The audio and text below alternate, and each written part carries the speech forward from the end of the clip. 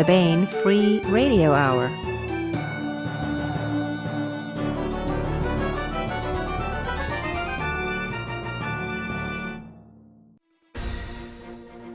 On the podcast, it turns out mountains are not dragon spines or giant noses after all, but are actually the Earth trying to move around just right so she can scratch her back. Hey, maybe that's the true end of human evolution. We are the back scratchers she made for herself, or maybe not. Well, as we continue with the complete audiobook serialization of Larry Correia's Son of the Black Sword, all right now.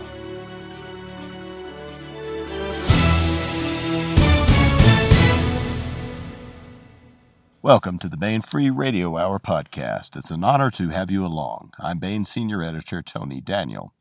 This time we talked to T.C. McCarthy about his exciting new science fiction novel, Tyger Burning.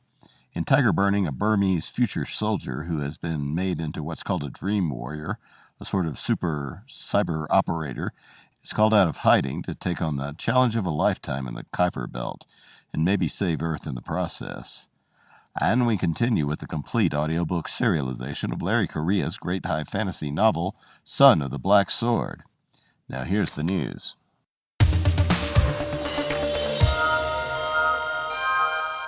We have new fiction and non-fiction at the Baen.com website.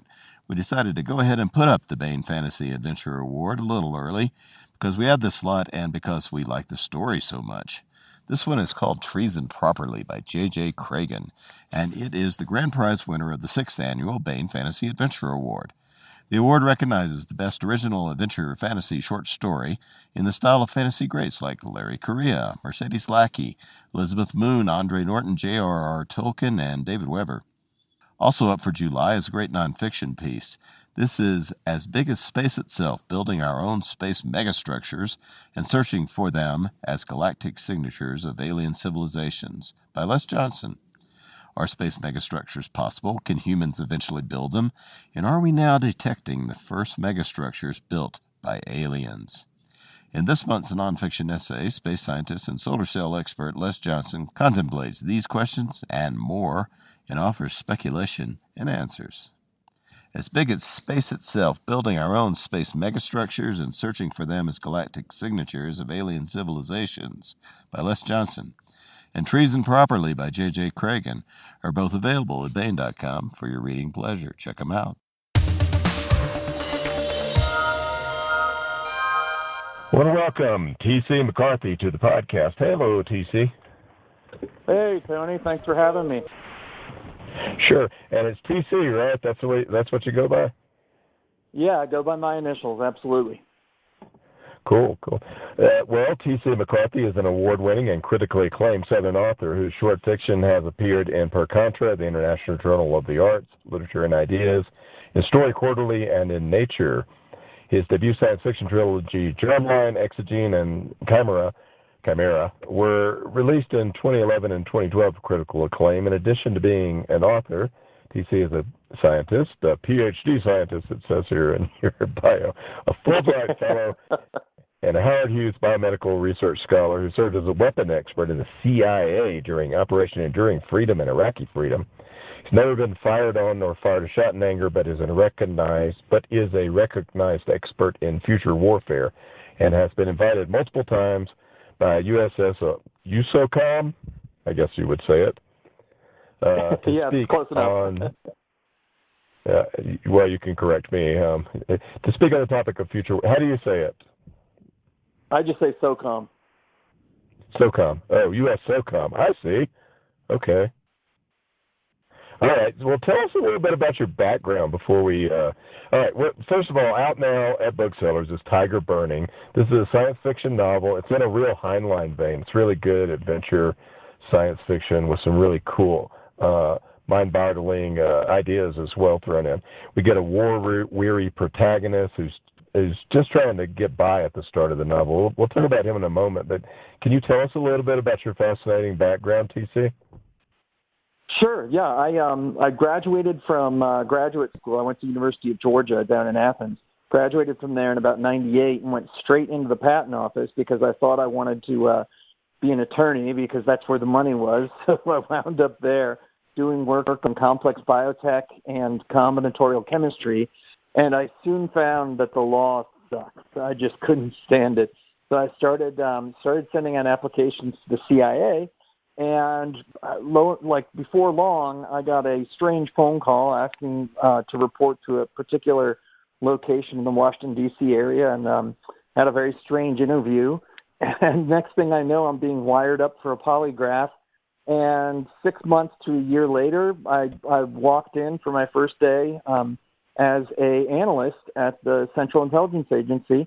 And it was probably, looking back, it's the best job I ever had. And if there's any regret I have in life, it's leaving that place. It was just a fantastic place to work. You're always doing cool stuff, always doing really important stuff. Obviously, I can't go into details into some of the things I was engaged with, but I really miss working directly for the Central Intelligence Agency. And since then, I've kind of been floating around as a contractor. I went for the bucks. And so I've been working kind of as a contractor ever since. And occasionally I'll get invited down to SOCOM to give a talk or something else related to kind of the future of warfare. In fact, my first book, Germline, back in 2011, predicted the fact that we were probably going to be heavily engaged in underground warfare in the near future. Well, it didn't predict it, but it basically used that prediction as a kind of a stepping stone or a kind of metaphor for the fact that we'd be headed in that direction in the very near future. And just recently, I think in the last year or so, head of Defense Intelligence Agency came out and announced that is, in fact, in his opinion, the future of warfare. So I sent him a copy of my books. Well, what do you mean by that? What do you mean by underground warfare? Well, I mean, in the sense that, as technology advances, what we're seeing is a trend in advances in artificial intelligence, pilotless weapons platforms, and by that I mean anything from aerial to undersea to tractor wheeled vehicles and kill platforms, such that fighting above ground wars in the open is becoming a more and more dangerous kind of endeavor. And if you look back historically at our enemies, take North Korea for example, they learned during the Korean War that they weren't going to survive long above ground when America had air superiority. And so they started a long time ago digging in and creating networks of tunnels and underground kind of systems to wage war from. So it's been a trend, I think, that's been recognized for quite some time. And I think it's gonna really play a significant role in future conflict. Yeah, and the idea of unmanned things fighting for us, but with a human element involved in controlling them, is part of Tyger Burning. I mean, it's the main part. So. Yeah, absolutely. Well, tell us. Maybe we should start talking about the book a little. So, tell us about Mong, and tell us a bit about him, and introduce us to the milieu, maybe as you do. He's Burmese. He's a dream warrior. What is that? Right. So Mong is kind of a cybernetic or an enhanced human warrior, where in the universe of Tyger Burning, one of the main kind of antagonists is the Chinese government. They're the main enemies of what I call the Allied forces, and it's not just Western forces. It's kind of a loose alliance between Southeast Asian nations and the United States and Britain against what is mainly a Chinese enemy, because the Chinese have really gone deep into a rabbit hole in terms of mechanized platforms that inject an element of randomness by having almost like a bare bones or a remnant of human tissue associated with their creations. Basically, the human brain wired into a mechanical platform with just the bare amount of life support present to support that mechanical and robotic platform. Now, what Mong is, however, is something a little more different, a little more special, where the Chinese looked at doing almost the reverse, taking what's called a semi-aware, a computer system that although it is artificial intelligence, isn't true artificial intelligence in the sense that it's not able to think for itself, but essentially is a supercomputing platform that can fit inside of a human skull, assuming that you can take away at least a portion of the gray matter. So Hmong is one of the first group of humans that was involved with those experiments where the Chinese removed part of his brain, slapped in some hardware, or what they call wetware, and created, by the merging of human tissue and a semi-aware computer, a system called a super-aware, essentially a very, very, very kind of super-powered combat platform that sits inside a human body, and they do all of their fighting basically lying down. They're essentially tied into couches, hardwired into network systems, and they are essentially cyber warfare platforms. They're not out there shooting up at our allied people or equipment. They're essentially engaged in cyber warfare that itself can turn deadly. Yeah, a lot of cyberpunk sort of writing. A lot of times the descriptions are it's a little bit difficult because the main character is not. He is lying in somewhere or jacked in somewhere, but you really pull it off well in Tyger Burning. He really, I guess, Hmong really feels like he's there. He has a vision of what's going on. He's really aware of, in a way, human is aware of his surroundings when he's doing his fighting, even though he's not physically present. Although he is physically present when he first fights, when we first see him fight.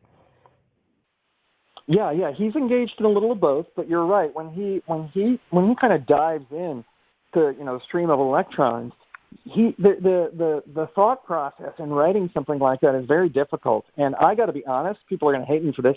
I am not a fan of cyberpunk. I tried reading some of the early. Oh my God, I'm drawing a blank. What's his name?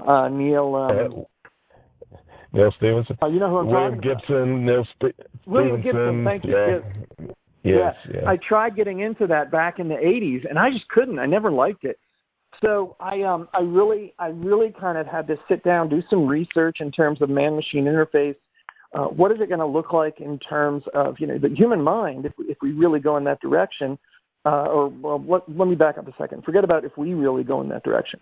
In the universe of Tyger Burning, the human mind is going to have to somehow make sense of all of these signals coming in at the point where the wetware is merged with the brain matter. And so it became a really imaginative process of what would somebody like Hmong be experiencing when he starts diving into systems and really interacting on a software, or not a software, but in an environment that's wired, as opposed to what he would see just walking around a space station or engaged in real life, in quotes, Yeah. Well, you pull it off really nicely, and it reads, the action sequences really read excellently. Before we even meet Hmong in the book, we meet a guy named Lev Sandakiev.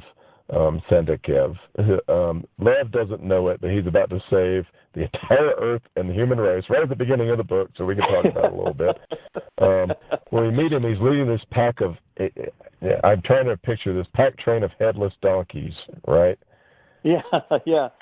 What's going on? And he's trying to make merchant with these aliens. What the heck is this about? Okay, so Boston Dynamics put out this one of the first robots that they came up with. I should say, I don't know if that's one of the first ones that came up with, but Boston Dynamics came out with this concept of I think they called it a mule when they first put it out there, and it's essentially a four-legged robotic kind of pack mule that can go with troops and carry, I think, 500 kgs of cargo.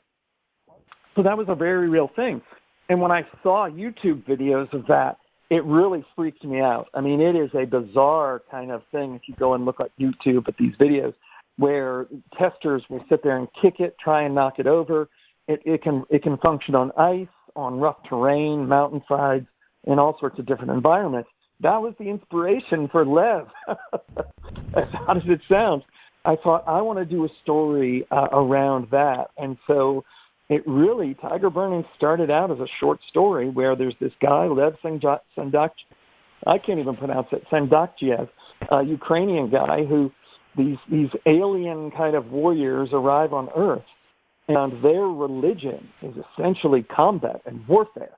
And so it's an affront to them to have to be involved in something as mundane in something as mundane as logistics and supply. And so what they do is they conquer races. They enslave a certain percentage of those races to fill their ranks as merchants, supply chain kind of guys. And Lev decides to volunteer for that service. And so he winds up on some alien world. You see him in his last battle. He's served for years already. And you see him in his last battle basically supplying the front lines of a war that this alien race is engaged in. And little does he know that if he survives that battle, he'll be given a choice. And the choice is become a merchant proper and not have to service the front lines anymore, but basically have his own slaves, become wealthy, live a life of luxury, or return to Earth. Basically, reject it all, go back to Earth, and go back to his previous life. And what he doesn't realize when he chooses to go back to Earth because he misses Earth and his family, what he doesn't realize is that to this alien race, that is a declaration of war, and it's the highest honor anybody could bestow upon them. And so it gives Earth 100 years to prepare for a war with this alien race. And that's where the book opens up, is the Earth beginning to come to grips with the fact that in 100 years, things are going to get very, very bad. Yeah. Well, so the Soman, these aliens, what are the rules and strictures that have affected humanity? Give us a hint of why they are like that, maybe, and what is it that they really hate people joined with machines in a deep way, where the machines are really in charge, right? Yeah, absolutely. But they're not like this. Yeah. No, you're going to see more of this in book 2. Book 1 is very much book 1 is a full story. It goes full circle, and you're left satisfied. But there are elements of cliffhanger kind of stuff in there where not the whole story isn't given away in book 1, and so you get kind of hints in book 2 of more of why they're the way they are. So without giving anything away, you're right. They hate any race that merges with machine. In fact, the war where the book opens up, where Lev is supplying Soman front lines, is a war against a race that has embraced machinery. And essentially, the Soman religion is such that, combat has to be pure. You can go into combat with weapons and high technology armor, etc. But to the Soman, once you start kind of adulterating the kind of biological aspect of whatever race you are with machinery, it's cheating. And there's nothing worse to the Soman than a cheat. It's essentially the gravest sin you could commit in the views of Soman and their priests. So when they see the Chinese, for example, doing what they're doing, they look very much at the Chinese forces as I don't want to use the phrase subhuman because the Soman aren't human, but essentially beneath contempt. Yeah, and the Chinese are basically the villains in Tyger Burning that Mong has to deal with. At least, he has to deal with some Soman issues. Yeah. Especially one near the beginning. So how does Mong end up with what seems like a one-way ticket to the Kuiper asteroid Karen? What happens that leads us there to the opening of the story, of the action of the story? Right. As brilliant and as capable as Mong is, he is the first generation, and so he has what he thinks originally as a design flaw, where when he activates his wetware, his semi-aware system, it basically he gets signal leakage, and it's a very distinctive signal. And if there are any kind of special sensors within a certain amount of range, that will be picked up and detected. And so the Chinese, not the Chinese, the Americans, he knows are looking for those signals, and he has been able to escape kind of the war that had been going on between China and the Allies. He had been able to escape it undetected and kind of sneak into America as a normal kind of refugee from the war. And what he doesn't realize the whole time, he thinks that the American forces slaughtered all of his fellow dream warriors, including his wife, during the war. And what he doesn't realize is that it's not the Americans necessarily who slaughtered him and his family and his friends, but far more kind of something that came from the Chinese side, because the Chinese realized that Mong had some capabilities that they were actually afraid of, and the Chinese soon realized that first generation of dream warriors maybe they had a little bit more freedom of movement than the Chinese were comfortable with at the time. Yeah, and so we're in Charleston at the beginning, and someone awakes somehow or appears and is getting and Mong has to take this thing on. And how does this lead to his semi-exile to the Kuiper Belt? What's going on? Right. So his son is on Earth. Right. So he gets attacked by this Soman. Basically, Mong and some of his fellow refugees, the only job they can get is essentially the job of a migrant worker, almost the kind of job you get cash under the table type thing. And so he finds some work to do one day, and the Soman has left Earth. Right. They've abandoned Earth. And the average person on the street has no idea why they came or why they left. Only that things, one day everybody wakes up and the Soman are gone. And so Earth is engaged in reclaiming as much material as they can. And, metals, anything is valuable in the universe that I created. And so Mong and some of his fellow refugees are helping to dismantle this Soman kind of outpost near the spaceport in Charleston. And a warrior kind of comes out of hibernation sleep that nobody had known was there. And during the engagement where this warrior starts attacking everybody, Mong's systems are designed so that they automatically activate in the face of a threat. And so Mong can't turn them off. And as soon as his systems activate, the Soman realizes that what Mong is, and because he's part machine, part human, the Soman bears down on him, goes straight for him. Mong is able to overcome the Soman, but once the battle's over, he realizes that he's had some serious signal leakage, and his only chance at that point, if he wants to escape American intelligence officials, is to hightail it out of or off of Earth and go deep, deep, deep into the farthest reaches of our solar system and hide out on what is essentially a prison asteroid in the Kuiper Belt. And so he goes to this guy named the Old Man, who's really creepy when we first meet him. Yeah. Who makes arrangements. Maybe tell us about what is going on with that. Right. So the Old Man, and I can't even remember now if you get his name at the end of the book, but the Old Man is an embodiment of some of the more interesting people. It's kind of a fusion of some of the more interesting people I've met along the way in my career, where he is somebody who is very much engaged with the underworld of Charleston. He's definitely associated with the criminal element. He's got his kind of fingers in everything that's illegal, and he really preys on and takes advantage of the Burmese immigrant community. And so Mong, as much as he hates this guy, knows that really he's the only one that can save him and get him somehow off planet into a place where he could hide. But at the same time, he knows that by doing this, he's going to be basically a slave to this guy. So the Old Man is somebody who, poor immigrants will sell their children to.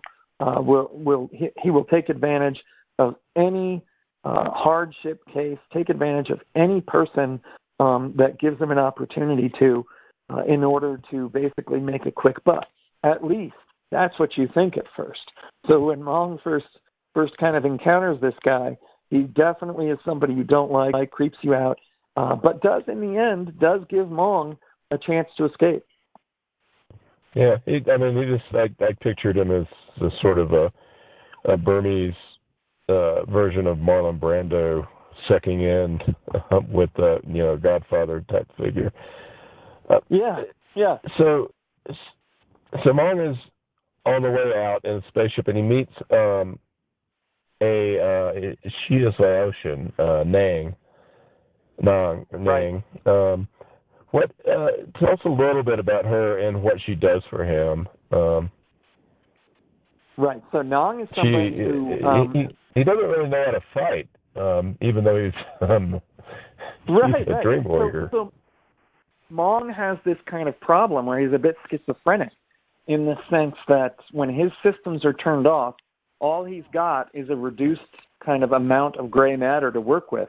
And so his memories of combat, his memories of training, all of those things are kind of captured or stored in his wetware, on silicon. And so as he's kind of wandering around trying not to activate his systems, he's very kind of less than normal intelligence. And so when he's kind of on this spaceship heading off into space, well, first of all, as experienced a warrior as he is, even if he had his systems activated, he's never really been out into space. So there's an element of uncertainty there or unfamiliarity. But at least he had some rudimentary training, but he can't even access that because he can't activate his systems. So Nang shows up on the same ship he's on. She's heading out into the Kuiper Belt as well, because the only other option she would have had is the old man would have stuck her in one of his bordellos to work off her debts. So rather than do that, she'd rather be a guard on this really dangerous prison asteroid. And so she runs into Mong, and at first she doesn't like him. Right? They just don't really get along. But Nang is somebody who is, kind-hearted. At her core, she's kind. And so she sees this guy, Mong, who's struggling. And although, it's kind of against her initial instinct, she takes him under her wing and does her best to try and train him to the point where he at least has a chance to survive, when he arrives on the prison asteroid. Yeah. So, that, believe it or not, most all of that is really close to the start of the book, so we're not really giving any spoilers. But we would start now giving spoilers. We say everything that goes on Karen and beyond.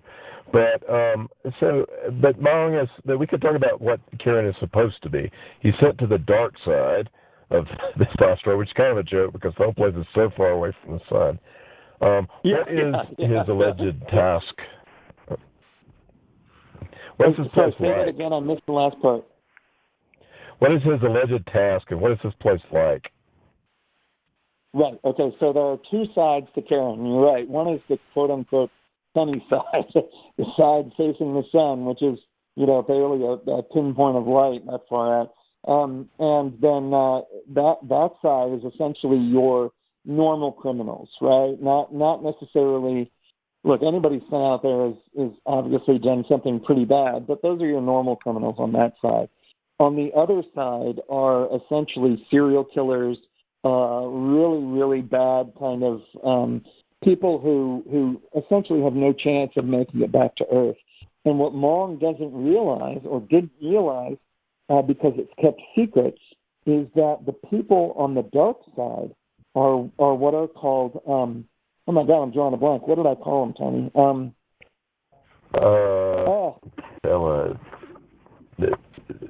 They're zombie-like.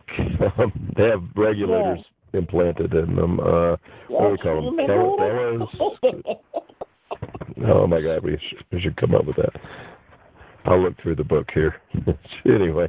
Sorry. Well, go on. Talk about it. So when Mong doesn't realize that before he's assigned there, let me back up. I forgot a couple of key points. First of all, the guards assigned to Sunnyside are the ones that are essentially of nations that are allied with the U.S. So that is the good posting. That's the easier posting. So on the Sunnyside, you get the Laotians. Drifters, thank you. Sorry, so on the sunny drifters. side, what's that? You call them drifters. What? Yeah, drifters. Okay. So on the sunny side, you get the nations that are allied with the U.S. You get Laotians, Vietnamese, those sorts of folks, and Americans. And on the dark side, anybody who gets assigned to the dark side is essentially, probably going to be from a nation that it was not allied with the U.S. And in this case, it's almost 100% Burmese refugees. And so Mong shows up on the dark side, and along the way, he starts to have feelings for Nong.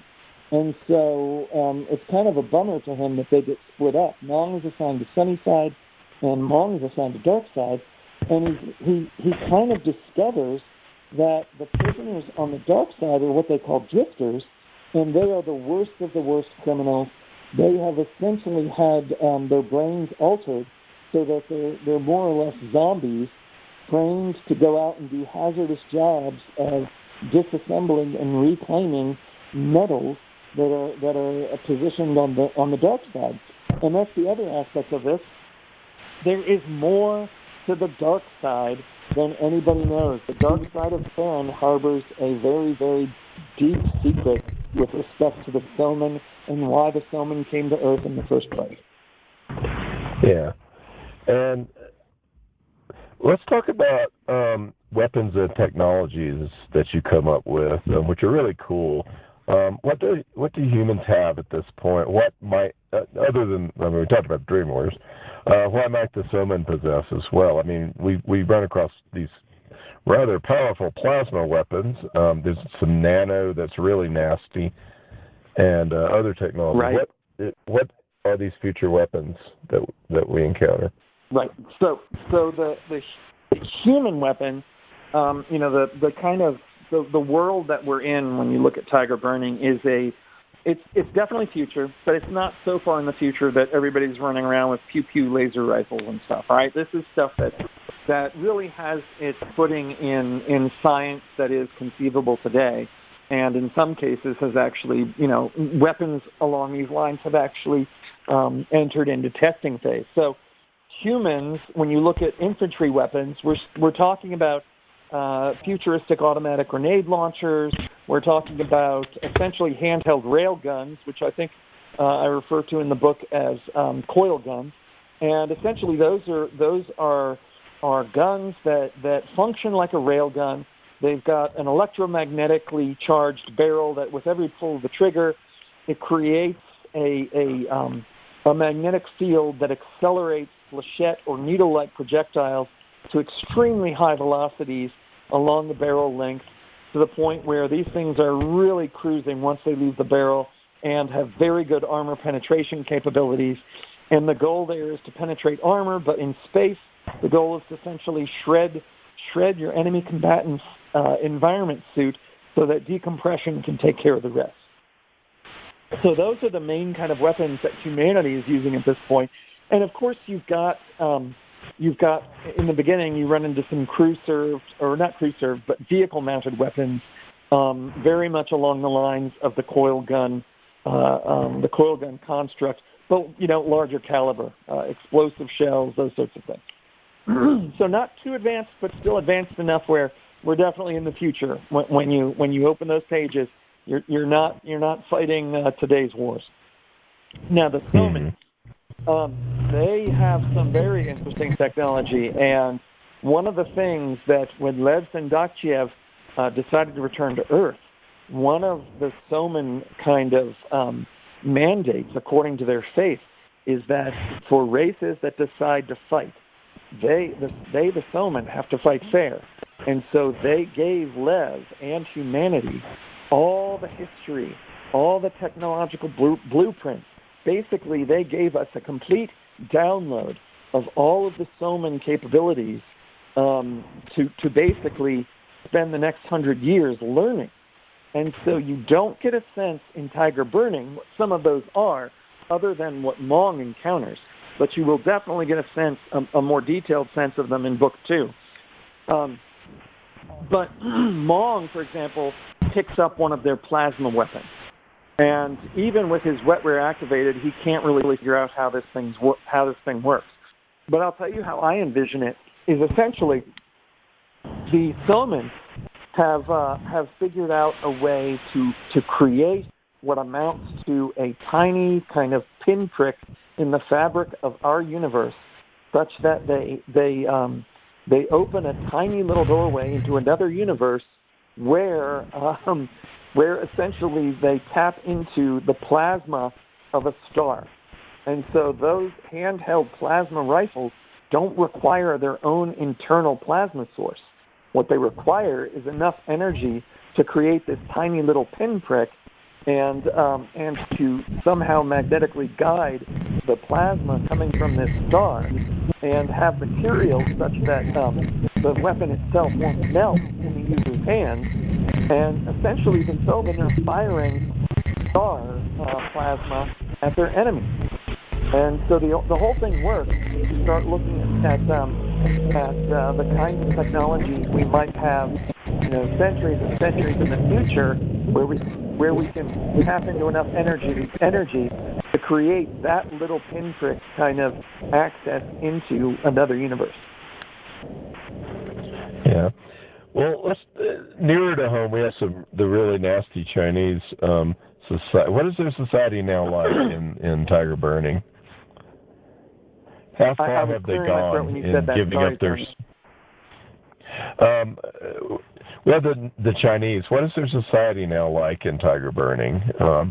It seems like it's become almost the individuals become subsumed. Right, and that is I did that actually. I did that intentionally. The way that I portrayed the Chinese in Tyger Burning is an indictment of today's Chinese government, and I'll just be blunt about that. When you look at today's Chinese government, you still have what amount to concentration camps. You have slave labor. You have persecution of different religious faiths. You have, the Great Firewall. You have a social credit system. It is essentially a kind of extension of what we see coming out of the Chinese government today, taken to an extreme. So the Chinese government in Tyger Burning is very much a horrific kind of totalitarian system that has completely abandoned any sense of individuality in favor of, benefiting, for lack of a better phrase, the quote-unquote common good. I can't think of two words that are more disgusting to me than the common good. I'm very much an individualist, and what I see going on today in terms of specifically China, I wanted to capture that in a science fiction setting and give it both barrels. Yeah. Well, there's not much redeeming quality except there. They can be smart and tricky. It's not meant to be. It's not meant to be an indictment of Chinese people. I love Chinese people. That is specifically a metaphor for the Chinese government, and I want to be clear on that. Oh yeah. Well, I mean, what's happened is this totalitarian vision has sucked in the populace to the point where they don't have any choice anymore, right? It's right. Using technological means. So it's not an indictment of the people as much as an indictment of this horrific system that we already see our version of today. Right, and you have to look no further than Tiananmen Square. You don't have to look any further than Tiananmen Square to see what happens to any individual who stands up to the Chinese system. Yeah, there's that tank thing. So, yeah. What is it like when Mong becomes? What's his mental state like when he becomes super aware? What's his mind state like? What are his abilities that he can call on? It's like going from being a complete moron to being king of the universe. So for Mong, after he's been dormant for a long time, that first awakening is like a shot of heroin. It's all empowering. Everything's going to be okay, and it's more than a shot of heroin. It's like shot of heroin, 10 lines of coke, and a bottle of Jack Daniels all rolled into one. And it's kind of like finally he gets to be his whole self again. And finally he can remember things. Finally he can think. Finally he can tap into all of that training that had kind of been uploaded into his system, zero-G combat, and other things. And it's hard for him to go back and forth, to immerse himself in that awakening, and then to have to go back to being an idiot. It's a really difficult thing for him to have to cycle back and forth like that. Yeah. So he tries to avoid it, but we kind of like it when it happens because it's like he turns into the Hulk in a way, in a mental That's cyber exactly way. Right. Yes. Yeah. I had not intentionally done that, but that's a great analogy. Yeah, it's the great fun of the book. So what are you working on now? Are we going to see a sequel to Tyger Burning? Yes. So Tony Weisskopf has bought a second book in this series, and I have outlined. I have several books for the series. As long as people buy it, they're going to get as much Tyger Burning as they want. And I love books that have exploding spaceships, lots of action, and characters that you actually care about. So second book is going to continue along the lines of what we started with Mong, but instead of Mong, it's going to be his children. He has two children. At the end of Tyger Burning, we learn that Mong has two children. Well, we knew of one at the beginning, but toward the end, we learned that he's going to have a second. And those two wind up not being so close to each other, and the conflict between them really forms the kind of crux of the second book, kind of in this backdrop of, now we've moved forward 20, 30 years, and we're that much closer to war with the Soman. How much progress has humanity made in getting ready for that coming conflict? So you've got a number of things going on there where you're going to still get some kind of creepy hints at what's going to face us when the Soman return. You're going to get some continued issues associated with the Chinese, and you're going to get this battle royale between brother and sister. Well, that's pretty cool. So it's a kind of a family saga, and at the tail of the war that's building and going on. Yeah, absolutely. So, it's going to be the series as I envision it is going to be essentially, one generation to the next in that particular family. Yeah. Is there anything that we didn't get to that we might want to mention before we wrap up? There is, I don't know if you'd call it an Easter egg. I don't know if you can put Easter eggs in books, but there is one shout out. Anybody who read The Forever War and loves The Forever War by Joe Haldeman, he is kind of like my favorite all-time science fiction author. I had to put a scene in there that is a homage to The Forever War. So take a look at Tyger Burning and make sure you keep an eye out for that scene. That's great. Well, the book is Tyger Burning by T.C. McCarthy. It's at booksellers everywhere right now. T.C., thanks so much for being with us and talking about Tyger Burning. Hey, thank you, Tony. I really enjoyed this. And say hey to Tony Weisskopf and all the Bain family for me.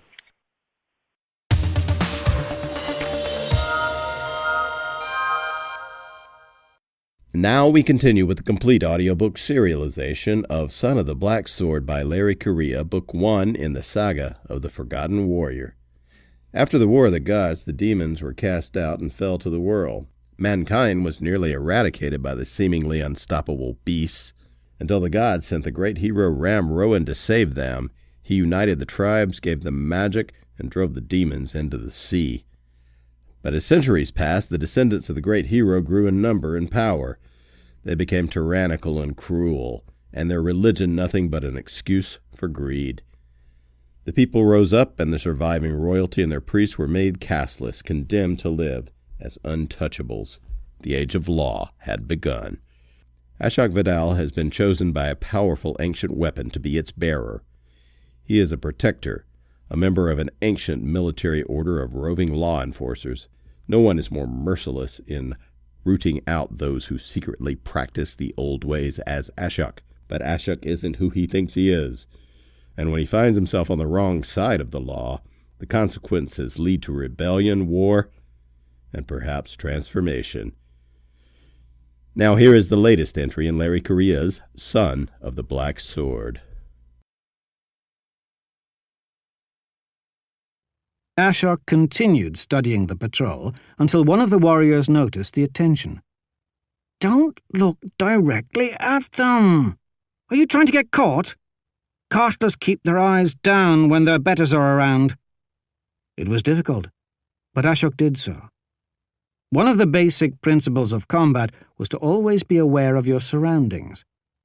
It was hard to imagine going through life staring at his feet all day. But perhaps it was for the best, because if the castlers got in the habit of looking around, they might see something they wanted. "Great! You've got his attention," Kita whispered. Only a few steps away, and Gruvadal was waiting for him, inside a crate. It would be so easy to take it up and teach those warriors that he could stare at whatever he damned well felt like. Well, that was only the bitterness talking. The law-abiding didn't deserve his wrath. "Look busy. Help me move these boxes." Ashok turned from his sword and effortlessly hoisted up a crate full of ore. "Act like that's hard, damn it! Malnourished castlers aren't supposed to have super strength," Kita hissed. They went to work. Hopefully the actual owner wouldn't come across them messing with his property. The observant soldier watched them for a bit until he was satisfied their guilty appearance was due to them being caught in a moment of sloth, and not something more nefarious.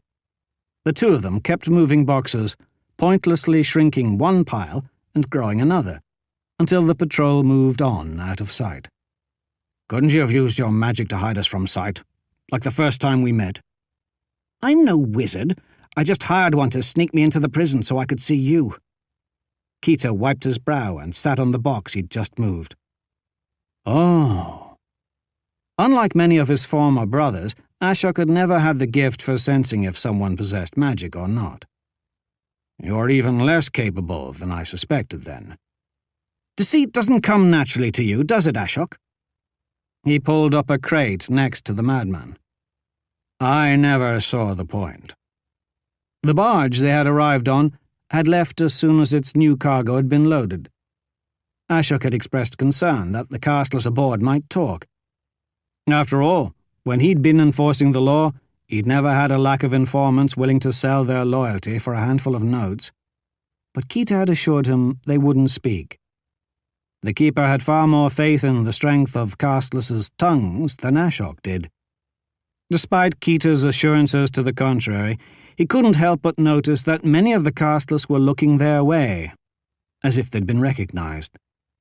"I think your crew might have talked. You should have let me silence them." "There was no need," Kita said. "They're all faithful believers." "I've dealt with plenty of your faithful over the years. I've not been impressed." "Oh, but you will be. Wait until we get to Akashan, and you see the great and glorious future which is being constructed there. We've never been organized before. Things are changing. Trust me, those pole men won't tell anyone about you now, because in their hearts they believe that someday they'll be able to tell their children and grandchildren about how they once helped the great Ashok." "Yes, I can imagine." Ashok shook his head. "Gather round, children, so I can tell you about how I helped a horrible criminal escape justice. Your existence gives them hope. Hope stirs them up to pointless rebellion so they can die futile deaths." Kita shrugged. "They've lived futile lives. What is some death in exchange for freedom? It is mankind's natural inclination to desire freedom and the tyrant's natural inclination to control them. Your very existence gives hope to people who have had none. In you, they see someone born just like them, a non-person. But you took up the strongest magic in the world and ruled the highest levels of the capital. I took nothing. The sword picked me. And I didn't rule anything.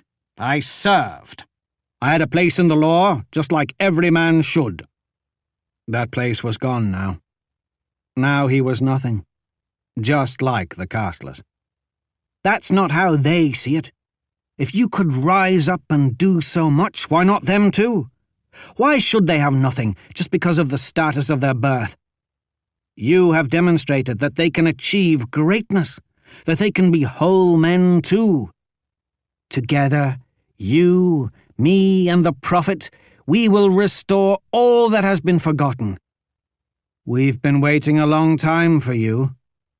Ocean's Keeper, will you listen to yourself? That's nonsense. I'm the unfortunate byproduct of a lie, nothing more. Nobody's been waiting for me. The forgotten spoke through our prophet and said that a great general would rise, strong as Ramrowan of old, to save our people from evil, build an army, and lead us to reclaim our birthright. He would be descended from the suns and wielding a sword of black steel. That's why I sought you out in prison. I had to see for myself. You travelled a long way for nothing. No! Keita shook his head vigorously. The voice of the forgotten told me how I would know when I'd found the right man. When the rest of the vision is fulfilled, I'll know for certain, and then I can take you to the prophet. The foolish priest just wanted someone with an ancestor blade to join their rebellion. Ashok was certain any bearer would have done. So what else must I do in order to satisfy this vision? I'd prefer to just get it over with. Well, keep in mind the voice can be a bit cryptic, because the visions only come when the prophet has fallen into a dream state, a trance, if you will, where the gods can take hold and speak through what the prophet experiences. So sometimes the prophecies may sound strange, but they always work out somehow. On this particular revelation, Keita looked at his sandals, awkwardly trying to phrase it. Well, spit it out. The Keeper of Names sighed, obviously aware that Ashok wouldn't believe him. We will know for certain who the Forgotten's chosen general is when the prophet and I witness him willingly sacrifice his life to protect the innocent, while fighting a mighty battle against a demon in the body of a man atop a bridge made of crystal. Ashok laughed. Let me amend my earlier statement. No one sane has been waiting for me. Keita grew red in the face. Ratul was. That took him off guard. What do you know about Ratul? It seemed Keita regretted saying that name. I meant to tell you eventually. He was my teacher, the first who exposed me to the truth. It wasn't until later on that I learned what a great man he was. I know the protectors like to pretend Ratul never existed. How had Keita met him? Ratul was one of those who had a powerful gift for magic, but eventually it had driven him mad. He turned against all that was right and good, and actively fought against the law. Ratul had abandoned his obligation and fled, ranting about gods. The capital had simply been told that he'd gone missing and was assumed to be dead. It was a common enough fate for protectors, and it had spared them the public embarrassment of having one of their leaders turn fanatic. We don't like to speak about Lord Protector Ratul. I've been told that internally your order called him the traitor. I wonder if you've since claimed that title from him. Now the keeper was just being spiteful. Ashok took a deep breath and held it until the urge to backhand Keita in the face passed. Ratul was a coward and a liar. No, Ashok. I'd say it was exactly the opposite. He discovered the truth and had the courage to do something about it. Ratul was a wise man. When he learned that he'd been on the wrong side, he did what wise men do and tried to make things right. He sought out the records of our forefathers and helped keep the new prophet safe. He taught me about the forgotten and showed me what to do. If it wasn't for him, I would still have a place, Ashok roared. Several castlers looked in their direction. The few who seemed to suspect who he was looked away, fearfully, while the ignorant seemed distressed that one of their own would raise his voice in public. Don't speak to me as if Ratul is some kind of hero. He could have ended my fraud when he first learned of it, but his greed allowed the lie to continue so that I could destroy the Order's enemies for him. If he'd exposed you, you would have been killed. Better to die like that than live like this. Ashok gestured around the dock and its filthy denizens. Temper flaring, Ashok lowered his voice to a dangerous whisper. How dare Ratul think he's better than the law? Yes, I'm certain I've claimed his title. Through no fault of my own I became a traitor, but Ratul betrayed us willingly. He abandoned the Order in exchange for you delusional fools. He turned to the forgotten because of you. Ashok was so furious. That took a moment to sink in. Explain yourself. Your Lord Protector studied the old ways not as a believer at first, but so as better to understand his enemies. They were nothing but myths to him, until the day he found out an ancestor blade had picked an untouchable child to be its bearer. Then Ratul realized the old prophecies were being fulfilled. It told him that great and terrible events were upon us. You are the reason he left your order. Your calling by Angruvidal is the reason he abandoned your precious law. Ashok's anger was growing hotter. No more of your lies. Ratul lost his mind and disappeared. He fell in with delusional fools babbling about false gods. Mindarin tried to reason with him, but he left, and we never saw him again. Apparently he found some dumb enough to listen. Ratul was once the best of us. But now I hope he's living in some castless shack, shoveling shit to earn his fish. Let him preach his nonsense for the rest of his pathetic life. Kita gave him an incredulous look. I can't believe this. You really don't know? The Protectors tracked Ratul down years ago. Impossible. Something like that would have been recorded and reported. Ratul died in Uttara at the hands of one called Devidas.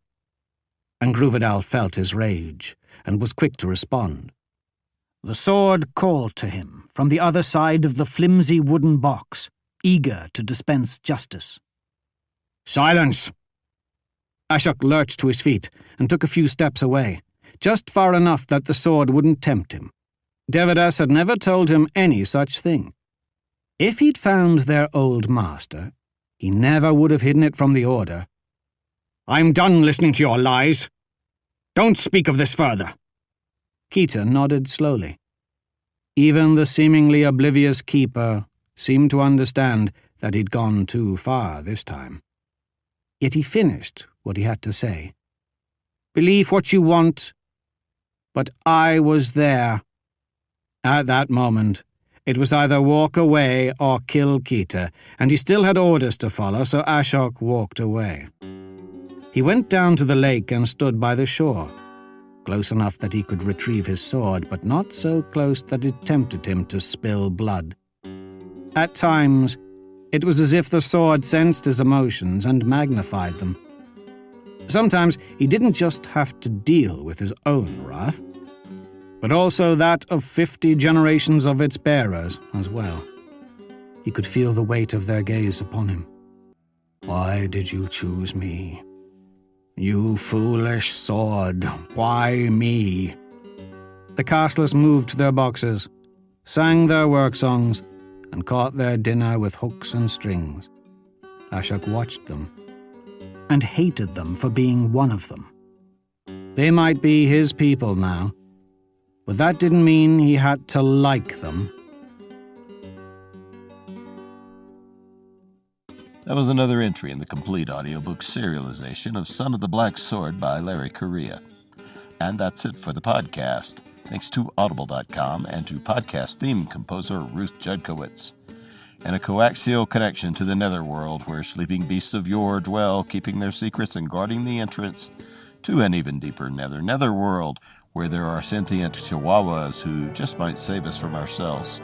Plus, thanks, praise, and plaudits for T.C. McCarthy, author of science fiction adventure novel Tyger Burning. Please join us next time here at the hammering heart of science fiction and fantasy, and keep reaching for the stars.